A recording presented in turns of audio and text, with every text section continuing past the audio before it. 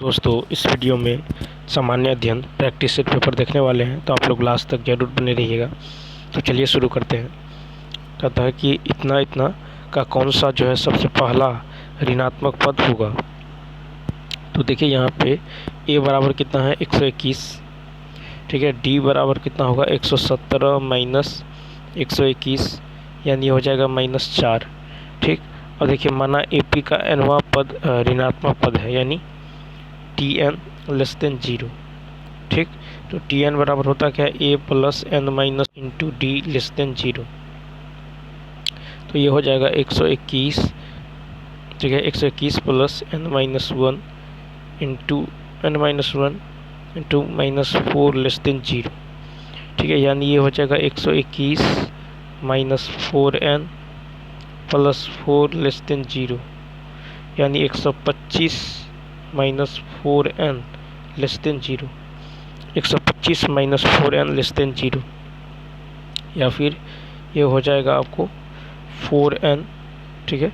या फिर आप क्या कर सकते हैं 4n, देखिए 125 माइनस 4n लेस देन 0 या 4n लेस देन 125, ठीक है। तो n लेस देन कितना होगा 125/4, यानी n लेस देन 31.25, यानी अप्रॉक्स 32। तो इसका राइट आंसर क्या हो जाएगा, बी ऑप्शन। नेक्स्ट क्वेश्चन देखिए। कहता है कि कौन सी संख्या किसी घटना की प्रायिकता नहीं हो सकती। तो देखिए प्रायिकता जो है कभी ऋणात्मक नहीं हो सकती, यानी बी ऑप्शन। किसी भी प्रोबेबिलिटी का मान greater than equal to 0 but less than equal to 1 होता है।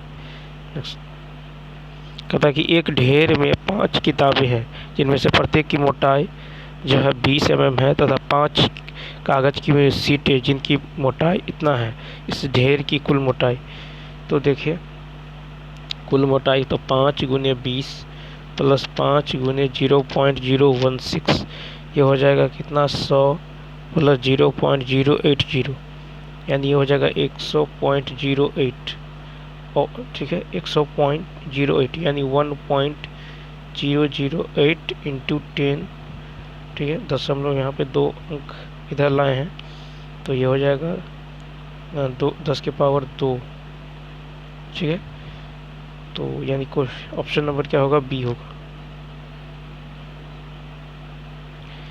देखिए कहता है कि एक प्रयोगशाला में किसी निश्चित प्रयोग में ठीक है, बैक्टीरिया की संख्या जो है 2.5 प्रति घंटे की दर से बढ़ रही है।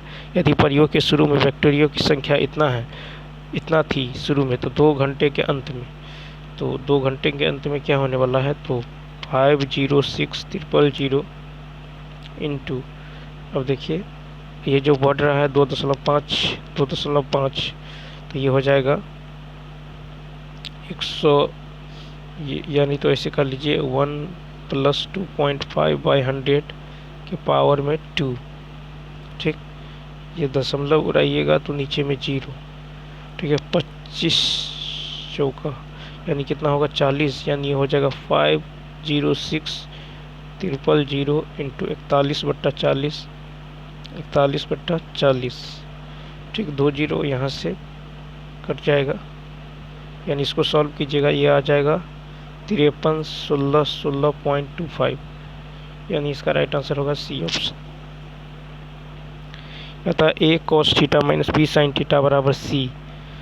तो एक a sin theta plus b cos theta, तो देखिए a cos थीटा, ठीक है, a cos theta minus b sin theta बराबर c, समीकरण 1। और a sin theta plus b cos theta बराबर मान लीजिए x, समीकरण 2। अब देखिए 1 और 2 को वर्ग करके जोड़ने पर, और वर्ग करके जोड़िएगा तो क्या हो जाएगा, तो ये हो जाएगा a square cos square theta जोड़ b square sin square theta, ठीक है।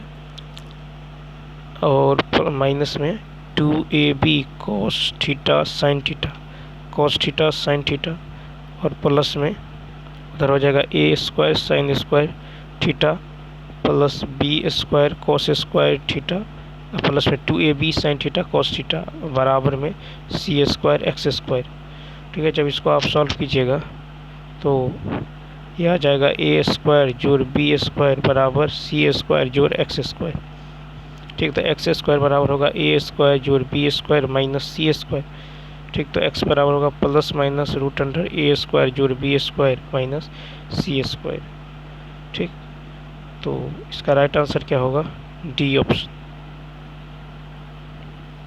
देखिए, यदि द्विघात समीकरण इतना इतना के मूल समान हो, तो देखिए मूल समान कब होगा? जब डी बराबर 0, यानी विवेचक यानी बी स्क्वायर माइनस 4ac बराबर 0, बी स्क्वायर माइनस 4ac बराबर 0, यानी ये हो जाएगा आपको k प्लस 1 का whole square minus 4k plus 4 into 1 बराबर 0। ठीक है, k प्लस 4। तो यहाँ से आप क्या कीजिए, k का मान निकाल लीजिए। तो k का मान निकल जाएगा कितना? सॉल्व कीजिएगा तो 5 माइनस 3, ऑप्शन नंबर डी। और देखिए, कहता है कि ए किसी काम को 15 दिनों में, जबकि ए किसी काम को 15 दिनों में और बी किसी काम को 21 दिनों में करता है, वे एक साथ मिलकर काम करें तो कितने दिनों में होगा? तो 15 गुने 21 बट्टा 15 प्लस 21, 5 1 6 2 1 3। तो देखिए अब 3 सत्ते 12 3 36, 3 चौका 3 पंचे, यानी 35 बट्टा 4। ठीक है, कितना होगा? 35 बट्टा 4, यानी ऑप्शन नंबर बी। देखिए, दो संख्याओं का लॉसो इतना है और मौसो इतना है, सॉरी, दो संख्याओं का लॉसो दे दिया गया, उसका अनुपात दे दिया गया है, तो योगफल करा। तो देखिए, तो संख्या को यदि आप 2x 3x माने तो लॉसो होगा 2 गुने 3 गुने x बराबर है 84। तो x बराबर होगा 6। ठीक है, x बराबर क्या हो जाएगा? तो यहाँ से यदि आप देखें तो x का मान निकल जाएगा 14। कितना? 14। अब हमको निकालना है योग, यानी 3 2 5x, 5x का मान कितना होगा? 70, A option. Next question number देखिए 39। कहता वर्तमान में भारत के महान्यायवादी कौन है? तो बी ऑप्शन आर वेंकट रमनी। तो देखिए, वर्तमान में भारत के महान्यायवादी आर वेंकट रमनी यानी 16वां है। ठीक है, भारत सरकार का कानूनी सलाहकार यानी महान्यायवादी अटॉर्नी जनरल ऑफ इंडिया को राष्ट्रपति द्वारा संविधान के अनुच्छेद 76 के तहत नियुक्त किया जाता है। मुख्य जो है चुनाव आयुक्त जो है वर्तमान में ज्ञानेश कुमार। 26 में है गिरीश चंद्र मुर्मू भारत के वर्तमान नियंत्रक महालेखा परीक्षक यानी कैग है। फिर एस दुबे वर्तमान भारत के जो लेखा महानियंत्रक। हाल ही में 78वां स्वतंत्रता दिवस प्रधानमंत्री मोदी ने लाल किले पर कितनी बार तिरंगा फहराने का रिकॉर्ड बनाया है? तो बी ऑप्शन 11वीं बार।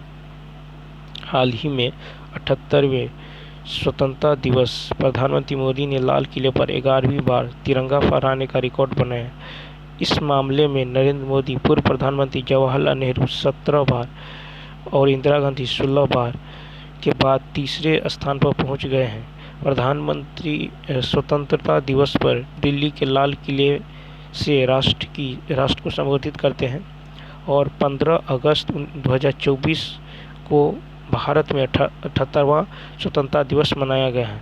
15 अगस्त 2024 को 78वां स्वतंत्रता दिवस मनाया गया है और स्वतंत्रता दिवस 2024 की थीम है विकसित भारत @ 2047। पहला सार्वजनिक ध्वजारोहण 15 अगस्त 1947 को दोपहर में इंडिया गेट नई दिल्ली के पास जो है प्रिंसेस पार्क में पंडित जवाहरलाल नेहरू द्वारा तिरंगा फहराया गया। भारत सरकार ने हर साल खाली स्थान को संविधान हत्या दिवस के रूप में मनाने का निर्णय लिया है। ए ऑप्शन 25 जून। तो भारत सरकार ने हर साल 25 जून को संविधान हत्या दिवस के रूप में मनाने का निर्णय लिया है। 25 जून 1975 को तत्कालीन प्रधानमंत्री द्वारा अपनी तानाशाही मानसिकता को दर्शाते हुए देश में आपातकाल लगाया था। सरकार ने चंद्रयान 3 मिशन की उल्लेखनीय सफलता पर उत्सव मनाने के लिए 23 अगस्त को राष्ट्रीय अंतरिक्ष दिवस घोषित किया है। राष्ट्रीय विज्ञान पुरस्कार समारोह 23 अगस्त को राष्ट्रीय अंतरिक्ष दिवस के अवसर पर आयोजित किया जाने की घोषणा वहाँ वर्ष 2021 जो है प्रधानमंत्री नरेंद्र मोदी द्वारा 14 अगस्त को विभाजन विभीषिका स्मृति दिवस के रूप में मनाए जाने की घोषणा की है। लोकसभा चुनाव 2024 कितने चरण में जो है आयोजित किया गया है? तो सी ऑप्शन 7।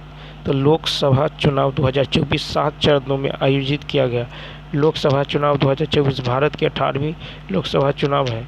इस वर्ष लोकसभा में के 543 सदस्यों को चुनने हेतु 7 चरणों में जो भारत में 19 अप्रैल से 1 जून तक मतदान हुआ। वर्ष 2024 का लोकसभा चुनाव चुनावी इतिहास में दूसरा सबसे लंबा मतदान अभ्यास है। अब तक का सबसे लंबा चुनाव देश का पहला आम चुनाव सितंबर 1951 से फरवरी 1952 के बीच 5 महीनों की अवधि में आयोजित किया गया। वर्तमान में भारत में कुल 96.8 करोड़ पंजीकृत मतदाता, जिसमें से 49.72 करोड़ जो है पुरुष और 47.1 करोड़ महिलाएं हैं। 85 वर्ष की आयु और 40% के अधिक विकलांगता वाले लोगों के लिए इस वर्ष घर से ही मतदान की सुविधा किया गया। नेक्स्ट है कि पेरिस ओलंपिक 2024 के समापन समारोह में भारत का ध्वजवाहक किसे चुना गया है? तो ई ऑप्शन। तो पेरिस ओलंपिक 2024 के समापन समारोह में भारत का ध्वजवाहक मनु भाकर को चुना गया। पेरिस ओलंपिक 2024 में आयोजन पर पीवी सिंधु और शरत कमल को ध्वजवाहक चुना गया है, ठीक है, तथा समापन समारोह में ध्वजवाहक मनु भाकर एवं पीआर सीरीजेस को चुना गया है। इस ओलंपिक में भारत को कुल 6 पदक प्राप्त हुआ है, जिनमें 1 रजत 5 कांस्य पदक। दक्षिण भारत की पहली औद्योगिक गलियारा परियोजना की आधारशिला प्रधानमंत्री नरेंद्र मोदी द्वारा कहाँ रखी गई? 44 का ए। तो तुमकुरू औद्योगिक क्षेत्र, कर्नाटक। तो दक्षिण भारत की पहली औद्योगिक गलियारा परियोजना की उद्घाटन आधारशिला जो है तुमकुरू औद्योगिक क्षेत्र, कर्नाटक में रखी गई। पूर्वी पश्चिमी गलियारा सिलचर से पोरबंदर तक जोड़ा जाता है। उत्तरी दक्षिणी गलियारा को श्रीनगर से कन्याकुमारी तक जोड़ा गया है। हाल ही में स्तन कैंसर की पहचान और निवारण हेतु सवेरा कार्यक्रम नामक कार्यक्रम किस राज्य सरकार द्वारा शुरू किया गया? 45 का होगा ए, हरियाणा। तो हाल ही में स्तन कैंसर की पहचान और निवारण हेतु सवेरा नामक कार्यक्रम हरियाणा सरकार द्वारा शुरू किया गया है। स्वयं योजना को हाल ही में ओडिशा सरकार द्वारा जो है शुरू किया गया है। संबल योजना, माई स्कूल माई प्राइड अभियान और अपना विद्यालय कार्यक्रम को हिमाचल प्रदेश द्वारा शुरू किया गया है। जर्मानी बांध परियोजना उत्तराखंड द्वारा शुरू किया गया। मुख्यमंत्री वयोश्री योजना को महाराष्ट्र सरकार द्वारा शुरू किया गया। आरोग्य श्री योजना आंध्र प्रदेश सरकार द्वारा शुरू किया गया है। सांस नामक अभियान मणिपुर राज्य सरकार द्वारा निमोनिया रोग को रोकथाम के लिए चलाया गया। नेक्स्ट है, हाल ही में गुजरात के वडोदरा स्थित भारत का पहला राष्ट्रीय रेल और परिवहन संस्थान का नाम बदलकर नया क्या रखा गया है? 46 का ए, गति शक्ति विश्वविद्यालय। तो हाल ही में गुजरात के वडोदरा स्थित भारत का पहला राष्ट्रीय रेल और परिवहन संस्थान का नाम बदलकर गति शक्ति विश्वविद्यालय कर दिया गया है, ठीक है। देखिए, जैसे पुराना नाम है संसद भवन दिल्ली, इसका नया नाम है संविधान सदन। आयुष्मान भारत स्वास्थ्य एवं कल्याण केंद्र, नया नाम है आयुष्मान आरोग्य मंदिर। खेलो इंडिया महिला लीग, इसका अस्मिता महिला लीग। अल मिनहाद शहर संयुक्त अरब अमीरात, इसका नया नाम है हिंद शहर। फिर अफ़गानिस्तान, तो Islamic Emirates of Afghanistan. Maharashtra का औरंगाबाद शहर Chhatrapati Shivaji Nagar. Harris park Sydney Australia, इसका नाम है लिटिल इंडिया। नेक्स्ट देखिए, यहाँ पे सम्मिलित करना है। तो 47 में यदि देखें कूका विद्रोह, ये कूका विद्रोह जो है, देखिए कूका विद्रोह ये कहाँ से संबंधित है? तो इसका हो जाएगा वो सी का 1 हो जाएगा, ठीक है। कूका यानी सी ऑप्शन हो जाएगा। तो कूका विद्रोह ये पंजाब, ठीक है। और मोपला विद्रोह जो है मालाबार, ठीक है। मोपला विद्रोह और जो है भील विद्रोह महाराष्ट्र, कोल विद्रोह ये हो जाएगा उड़ीसा। देखिए यहाँ पे कुछ इस तरह से होगा। सीका कुका विद्रोह पंजाब, कुका विद्रोह पंजाब, ठीक है। मोपला विद्रोह मालाबार, मोपला विद्रोह मालाबार। भील विद्रोह महाराष्ट्र, भील विद्रोह महाराष्ट्र। और कोल विद्रोह जो है ये बिहार उड़ीसा। इस तरह सी ऑप्शन हो जाएगा। तो कुका विद्रोह पंजाब, मोपला विद्रोह मालाबार, भील विद्रोह महाराष्ट्र और कोल विद्रोह बिहार उड़ीसा। क्या होगा? बिहार उड़ीसा।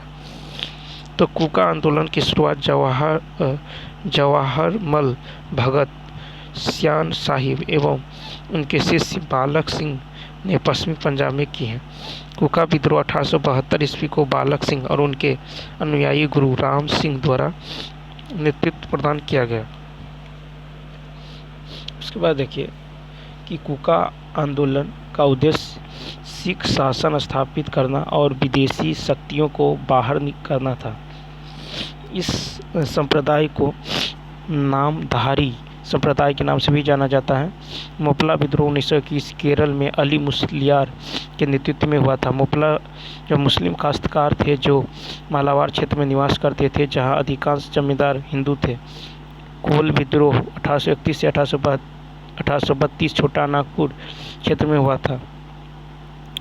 इस आंदोलन के प्रमुख नेता बुद्धो भगत थे। भील विद्रोह 1818 में प्रारंभ महत्वपूर्ण जनजाति विद्रोह था।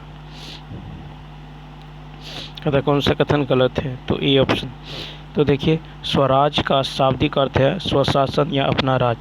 स्वराज शब्द का पहला प्रयोग स्वामी दयानंद सरस्वती ने किया था पहली बार। आधिकारिक तौर से इसे दादा भाई नौरोजी द्वारा 1906 में कांग्रेस के कलकत्ता अधिवेशन में मांग रखा गया। स्वराज विधेयक सर्वप्रथम 1895 ईस्वी में बाल गंगाधर तिलक ने लाया। बाल गंगाधर तिलक ने 1916 में होम रूल लीग की स्थापना के समय यह उद्घोषणा किया कि स्वराज मेरा जन्मसिद्ध अधिकार है और मैं इसे लेकर रहूँगा। पूर्ण स्वराज का प्रस्ताव पहली बार कांग्रेस के लाहौर अधिवेशन 1929 में पंडित जवाहरलाल नेहरू की अध्यक्षता में पारित हुआ।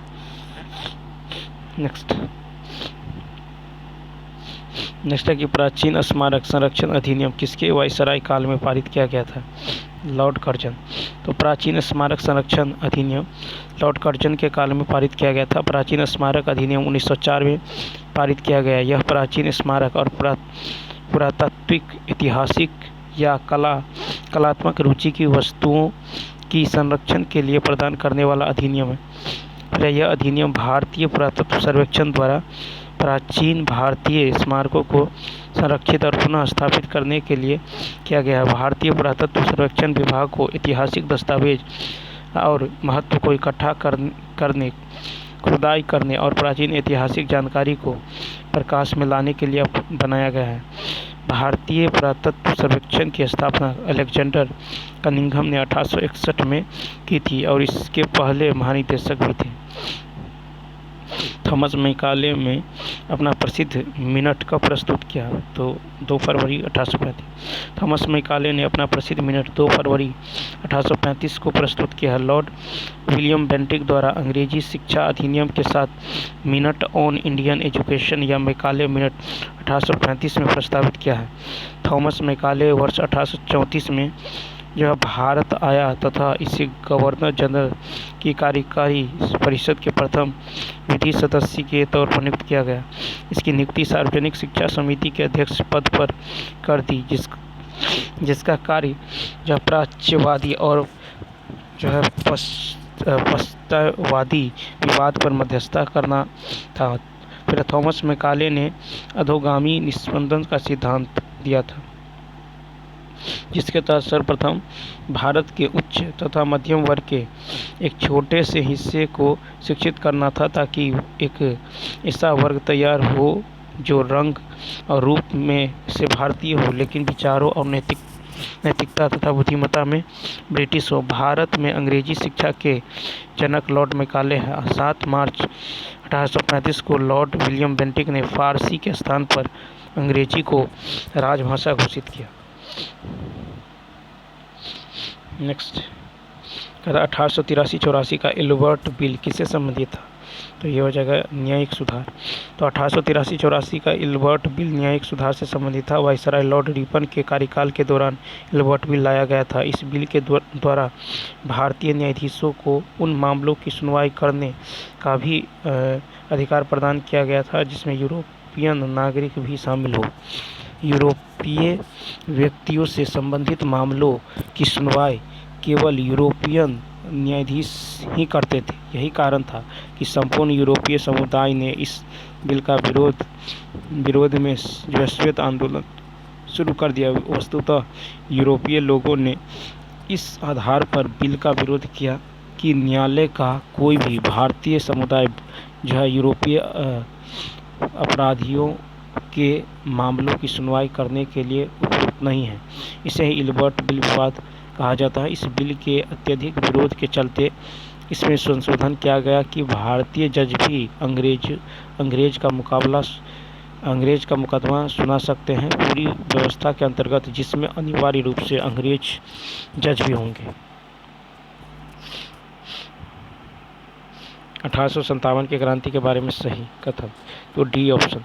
तो देखिए 1857 के विद्रोह के बारे में कथन, सही कथन है कि विद्रोह के दौरान लॉर्ड कैनिंग गवर्नर जनरल था और विद्रोह मुख्यतः सामंती चरित्र का था और इसमें कुछ राष्ट्रवादी तत्व थे। 1857 का भारतीय विद्रोह भारत में ब्रिटिश ईस्ट इंडिया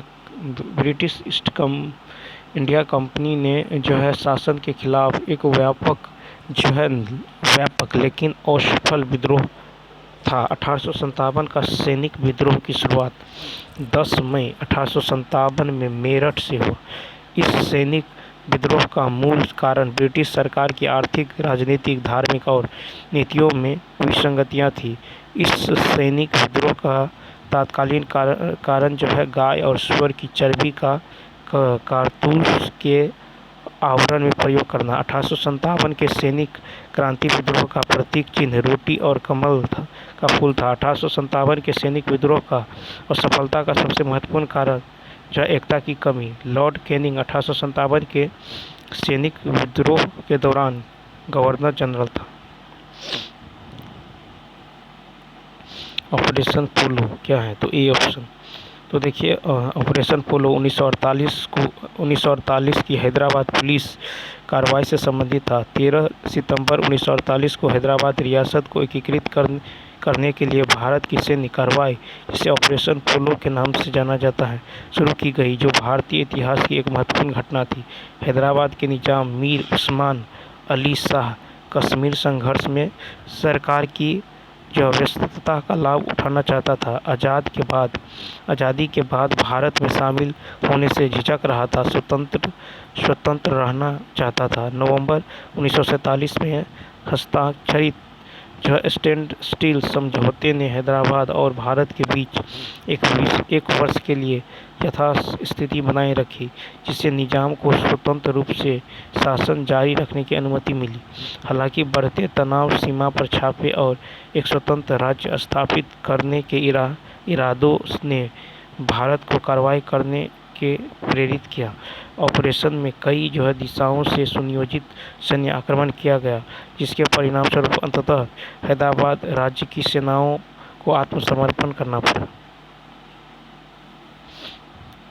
देख रहे हैं कि राजा रणजीत सिंह के तत्कालीन उत्तराधिकारी कौन हैं? 54 का होगा ए खड़क सिंह।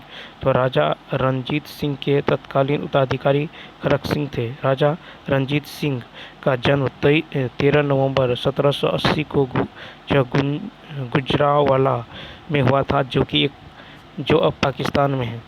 वह जो है महा सिंह के इकलौते संतान थे, जिनकी मृत्यु 1792 में रणजीत सिंह के एक सिख समूह जो शुकर चाकिया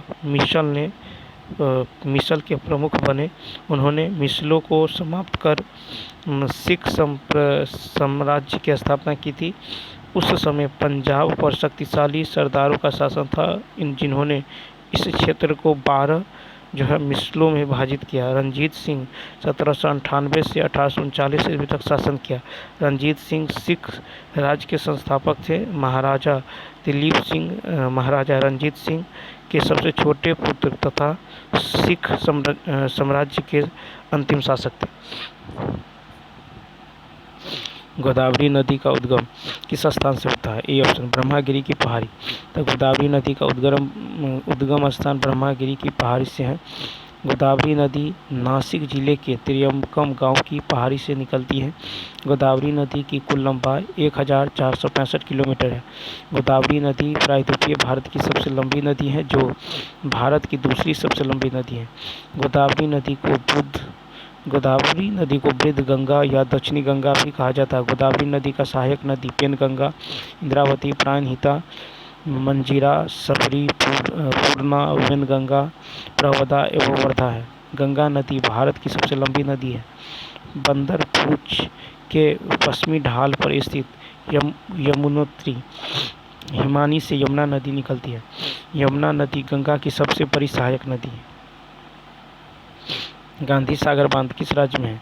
ये ऑप्शन मध्य प्रदेश। गांधी सागर बांध मध्य प्रदेश में है। गांधी सागर बांध चंबल नदी पर स्थित है। गांधी सागर बांध का निर्माण 1954 में प्रारंभ किया गया, जो 1960 ईस्वी में पूरा बनकर तैयार हुआ। रावत भाटा में चंबल नदी पर राणा प्रताप सागर बांध बनाया गया है। जवाहर सागर बांध चंबल नदी पर कोटा जिले में स्थित है। भारत की सबसे ऊंची बांध टिहरी बांध 261 किलोमीटर है। फिर है कि कोसी प्रोजेक्ट भारत सरकार और नेपाल सरकार का संयुक्त प्रोजेक्ट है। जवाहरलाल नेहरू ने बहुउद्देशीय नदी घाटी परियोजना प्रोजेक्ट को आधुनिक भारत का मंदिर कहा है। बहुउद्देशीय नदी घाटी प्रोजेक्ट का मुख्य उद्देश्य सिंचाई, विद्युत उत्पादन, बाढ़ नियंत्रण आदि है। सांभर झील कहाँ स्थित है? C option Rajasthan. सांभर झील जो है राजस्थान में है। भारत का सबसे नमकीन झील सांभर झील है। भारत में सबसे बड़ी मीठे पानी की झील वुलर झील जम्मू कश्मीर में। भारत की सबसे बड़ी कृत्रिम झील गोविंद वल्लभ पंत सागर है। लोनार झील उल्कापिंड के गिरने से उद्वार से बनी झील है। लोनार झील महाराष्ट्र में है। राजसमंद झील राजस्थान में है। नौकुचियाताल झील उत्तराखंड में है। अष्टमुदी झील केरल में है। नेक्स्ट है कि 0 डिग्री अक्षांश और 0 डिग्री देशांतर कहाँ स्थित है? तो ये है आपको अटलांटिक महासागर। तो 0 डिग्री अक्षांश और 0 डिग्री देशांतर अटलांटिक महासागर में स्थित है। ब्रिटेन ग्रीनविच से गुजरने वाली देशांतर रेखा को शून्य मानकर उसके आधार पर पृथ्वी के विभिन्न हिस्सों की स्थितियाँ और समय की गणना करते हैं। ग्रीनविच की प्रयोगशाला के पास में गुजरती 0 डिग्री देशांतर रेखा से दाहिने ओर पूर्वी गोलार्ध, तो रेखा के बाईं ओर जो है पश्चिमी गोलार्ध है। 1884 ईस्वी में वाशिंगटन में एक बैठक हुई, जिसमें ग्रीनविच को 0 डिग्री देशांतर रेखा मानने पर जो है सहमति बनी। क्षैतिज रेखाएं अक्षांश रेखाएं और ऊर्ध्वाधर रेखाएं देशांतर रेखाएं हैं। ये रेखाएं एक दूसरे को आपस में समकोण पर काटती हैं और एक जाल बनाती है, जिसे ग्रिड कहते हैं। देशांतर के समय अक्षांश से जलवायु को जानने में सहायता मिलती है। कोरोमंडल जो किन 2 राज्यों की गृहभूमि है? सी ऑप्शन तमिलनाडु और आंध्र प्रदेश। कोरोमंडल तट तमिलनाडु आंध्र प्रदेश का क्षेत्र है।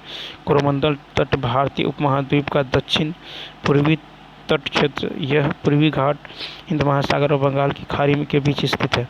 मालाबार तट केरल राज्य में अवस्थित पश्चिमी घाट और अरब सागर के बीच भारतीय प्रायद्वीपीय के पश्चिमी तट के स्थानांतरण का एक संकीर्ण तटवर्ती क्षेत्र है। देखिए, दीव से दमन तक का क्षेत्र गुजरात तट, दमन से गोवा तक क्षेत्र कोंकण तट, गोवा से कर्नाटक के मंगलोर तक क्षेत्र कन्नड़ तट तथा मंगलोर से कन्याकुमारी तक का क्षेत्र मालाबार तट के नाम से जाना जाता है। पश्चिमी घाट और पूर्वी घाट का जो मिलान बिंदु नीलगिरी की पहाड़ी है। नीलगिरी पहाड़ी जो है पारा टोडा जनजाति निवास करता है। कहता ऊँट को रेगिस्तान का जहाज कहा जाता है। C option. तो ऊँटों का उपयोग रेगिस्तान में परिवहन के लिए किया जाता है।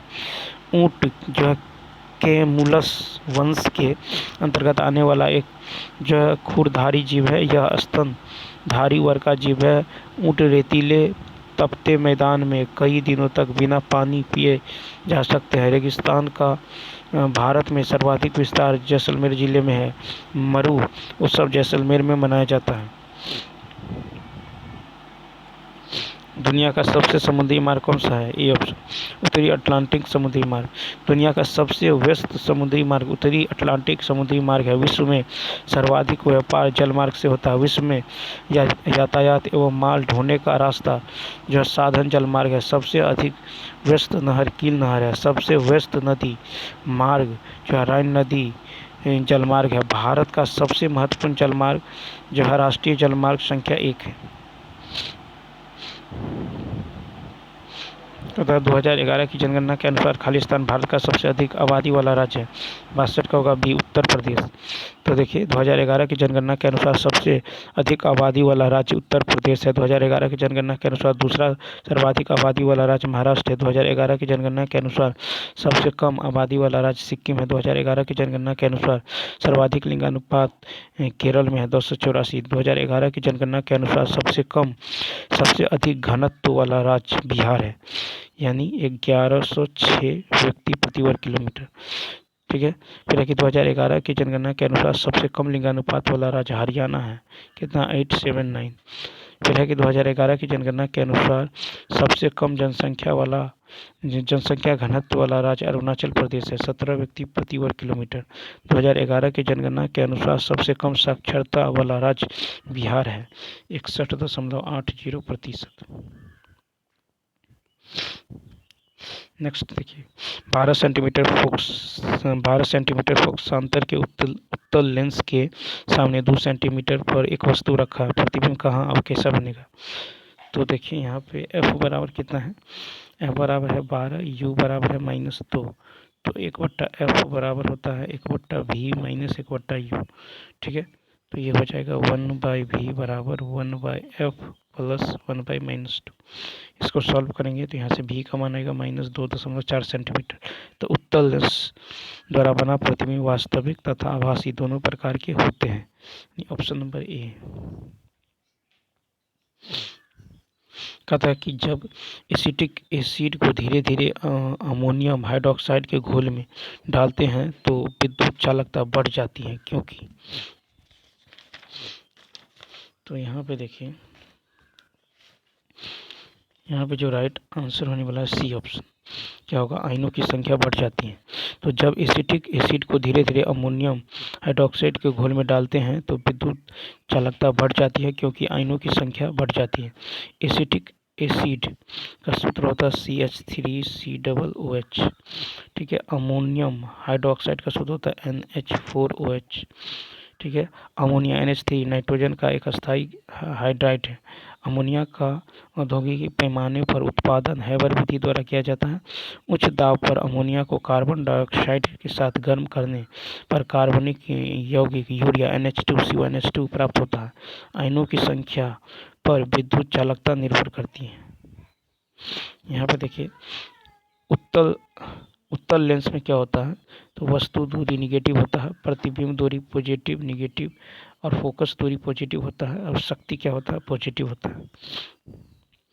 नेक्स्ट देखिए, कहता किसी स्थिति में प्रेरित धारा का मान अधिकतम होता है, सी ऑप्शन, यानी कुंडली की गति की दिशा चुंबकीय क्षेत्र के लंबवत होने पर। तो प्रेरित धारा का मान अधिकतम होता है जब कुंडली की गति दिशा चुंबकीय क्षेत्र के लंबवत हो। जब आवेशित कण चुंबकीय क्षेत्र में लंबवत गति करता है तो उस पर लगने वाला बल अधिकतम होता है। ठीक है, चूंकि चुंबकीय क्षेत्र के कारण बल होता है QVB sin थीटा। नेक्स्ट, जब कविता कॉपर सल्फेट का जलीय विलयन लेती है और उसमें एल्युमिनियम के कुछ दाने मिलाती है तो विलयन का रंग बदल जाता है, खाली स्थान के निर्माण के कारण होता है। 66 का होगा बी, Al2SO4 के होल 3। ठीक है, तो AuCu यानी Au जो है Cu से अधिक क्रियाशील है, जहाँ कॉपर को विस्थापित कर खुद यौगिक का निर्माण करता है। CuSO4 × 5H2 को ब्लू विट्रियोल कहा जाता है। ठीक है, इसे जो है कवकनाशी के रूप में प्रयोग में लाया जाता है। एल्युमिनियम सल्फेट का प्रयोग पेयजल के शुद्धिकरण में होता है। इसका उपयोग अपशिष्ट जलोपचार संयंत्र में भी किया जाता है। नीचे दिए गए विभिन्न बिंदुओं पर प्रजनन स्वास्थ्य की जानकारी देता है। जो गलत कथन कहता है तो बी ऑप्शन। तो देखिए यहाँ पे जो है भ्रूण में किसी भी आनुवंशिक या गुणसूत्र संबंधी असमानताओं का आकलन करने के लिए एमनियोसेंटेसिस एक परीक्षण है। एमनियोसेंटेसिस भ्रूण में निम्नलिखित स्थितियों का पता चलता है, जैसे जेनेटिक या क्रोमोसोमल स्थितियाँ, sickle cell anaemia, open neural tube defect, फिर है आपको सिस्टिक फाइब्रोसिस, मस्कुलर डिस्ट्रोफी, वंशानुगत चयापचय संबंधी विकार, भ्रूण के संकरण, मातृ गर्भाशय संक्रमण और प्रजनन क्रियाओं और अंगों का अंग, फिर यौन संक्रमित रोगों का रोकथाम और सुरक्षित एवं प्रभावी परिवार नियोजन विधियाँ। तो यहाँ पे अजन्मे बच्चे के लिंग का निर्धारण, तो ये क्या है, गलत है। नेक्स्ट, कौन सा कथन गलत है? 68 का होगा ए। तो प्रत्येक वृक्क में बड़ी संख्या में न्यूरॉन नामक निस्यंदन इकाई मौजूद होती हैं जो एक साथ बंधी हुई होती हैं। तो देखिए यहाँ पे वृक्क में नेफ्रॉन पाया जाता है, न कि न्यूरॉन। न्यूरॉन सामान्य मस्तिष्क की इकाई है। ठीक है, प्रत्येक वृक्क में लगभग 8 से 12 लाख महीन, लंबी तथा कुंडलित वृक्क नलिकाएं या नेफ्रॉन्स होती हैं। प्रत्येक नेफ्रॉन्स में निम्नलिखित जो संरचनाएं होती हैं, जैसे बुमेन, संपुट, ग्लोमेरुलस, मालपिघियन नलिका और समीपस्थ कुंडलित नलिका और दूरस्थ कुंडलित नलिका एवं मूत्र जो है सहाग्री नलिका।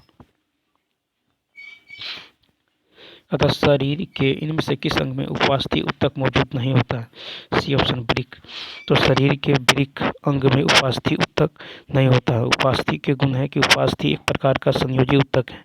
यह जो है कोलेजन के घने फाइबर नेटवर्क से बना होता है। यह अन्य शक्ति प्रदान करता है और हड्डियों को सहारा प्रदान करता है।